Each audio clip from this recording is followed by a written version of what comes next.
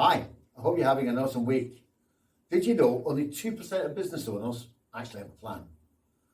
And even less stick to that plan.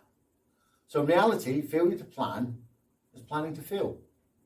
Now, many business owners are so caught up in the day-to-day running of the business that even contemplating taking the time out to plan for the future growth and future success is impossible. Taking the time out to reflect on what's working and what's not working, they find extremely difficult. So let me put this to you. If you could step out of your business for one day every 3 months and become laser focused on what it is that you have to do or what you can do to grow and achieve results in your business, what would that mean to you?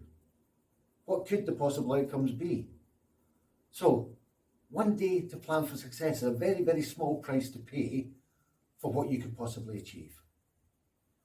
By the end of Growth Club, you will have a very clear picture of where your business will be in 90 days' time, along with a detailed plan on how you're going to get there.